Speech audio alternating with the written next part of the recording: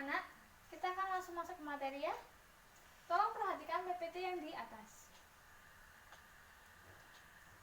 Suatu komunikasi yang baik harus menimbulkan suatu efek atau hasil sesuai dengan tujuan, yaitu orang dapat mengerti dan memahami informasi yang telah disampaikan, baik itu secara langsung tanpa menggunakan media maupun tidak langsung dengan suatu media. Seperti yang kita bahas di awal tadi mengenai pengertian komunikasi. Komunikasi adalah suatu proses atau suatu kegiatan penyampaian pesan dari seseorang untuk orang lain untuk dapat mencapai tujuan tertentu. Komunikasi ini sebenarnya penting ya di dalam kehidupan seorang manusia. Selanjutnya, ada komunikasi kantor. Pengertian komunikasi kantor sendiri adalah suatu penyampaian berita atau informasi dari pihak satu kepada pihak lain yang berlangsung atau terjadi di dalam suatu kantor tersebut. Komunikasi di sini dapat dilaksanakan dengan lisan maupun tertulis. Komunikasi di dalam kantor bukan hanya dari pimpinan kepada pegawai atau sebaliknya, bahkan juga bisa dari pegawai ke pegawai yang ada di kantor tersebut. Selanjutnya ada proses komunikasi.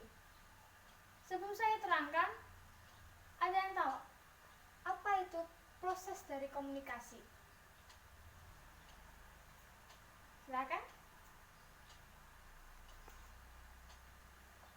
Ya, proses komunikasi yaitu bagaimana komunikator atau pengirim yang bertindak sebagai pengirim pesan menyampaikan pesannya kepada komunikannya yang atau penerima pesan sehingga dapat menciptakan suatu persamaan persepsi atau makna antara komunikator dengan komunikannya. Pada umumnya komunikasi dilakukan secara lisan maupun verbal yang dapat dimengerti oleh kedua belah pihak. Tapi di sini ada dua proses, yaitu satu proses komunikasi secara primer dan komunikasi secara sekunder. Yang pertama komunikasi secara primer. Proses komunikasi secara primer di sini adalah proses penyampaian pesan atau berita kepada orang lain dengan menggunakan lambang atau simbol sebagai medianya. Ada yang tahu lambang atau simbol di sini contohnya seperti apa? Atau ini tuh bentuknya apa? Silakan. Ya, benar sekali. Bahasa. Seperti kita saat ini, Ibu sedang menyampaikan suatu informasi kepada kalian dengan menggunakan bahasa Indonesia supaya kalian mengerti apa yang saya sampaikan.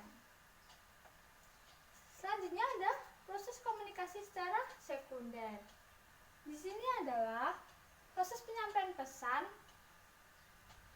kepada orang lain dengan menggunakan alat atau prasarana sebagai media kedua untuk memperlancar suatu komunikasi tersebut. Ada yang bisa juga mencontohkannya.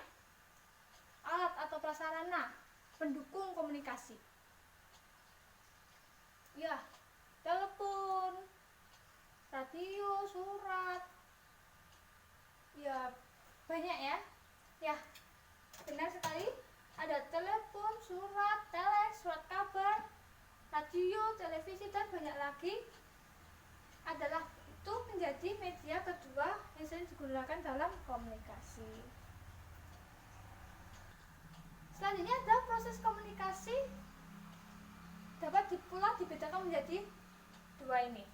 Ada hubungan tegak vertikal, yaitu penyampaian suatu berita dari pihak pimpinan ke bawahan atau bawahan ke pimpinan. Jadi ini dari level atas ke bawah, atas ke bawah. Yang kedua yaitu hubungan datar atau horizontal. Di sini penyampaian berita kepada pimpinan dengan pimpinan lain atau kurang lebih rendah, atau juga bisa dengan pejabat atau satuan pada tingkat jenjang organisasi yang kurang lebih sederajat, atau pegawai dengan pegawai juga, jadi sama tingkatnya. Yang terakhir ada tujuan dari komunikasi kantor. Pada umumnya tujuan komunikasi di sini ada 4, yaitu agar komunikator dimengerti komunikan, yaitu pesan atau informasi yang disampaikan dapat dimengerti oleh penerima pesan tersebut. Yang kedua, agar saling mengenal. Dengan adanya interaksi dari komunikasi tersebut, kita akan lebih mengenal orang lain dan memahami satu sama lain. Yang ketiga, agar pendapat diterima orang lain. Yang keempat, yaitu ada menggerakkan orang lain. Maksudnya di sini ada membangun kesamaan persepsi dengan orang lain. Selanjutnya, kesamaan persepsi tersebut dapat menggerakkan orang lain sesuai dengan keinginan kita. Selanjutnya ada tujuan komunikasi dilihat dari 2 perspektif kepentingan, yaitu ada kepentingan sumber atau pengirim pesan atau komunikator. Yang kedua yaitu kepentingan dari penerima atau komunikannya.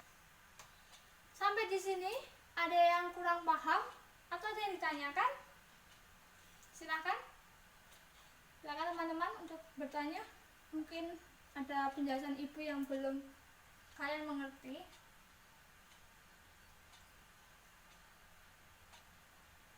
Tidak ada? Kalian yakin? Syukurlah kalau kalian mengerti apa yang saya sampaikan. Oke, kalau tidak ada, di sini saya ada suatu latihan. Pertama-tama tolong buat kelompok menjadi 6 kelompok ya. Silakan, mau kelompoknya mau di urut absen atau pilih sendiri. Oh ya, pilih sendiri. Menghitung? Baiklah, silakan untuk menghitung. Sudah selesai? Ya, silakan untuk bergabung dengan kelompok masing-masing. Ya.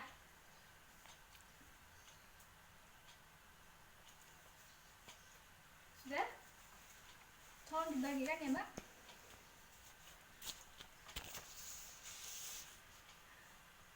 Ambil lembar kertas menurut nomor kelompok kalian masing-masing ya. Diskusikan soal latihan yang ada di lembar tersebut.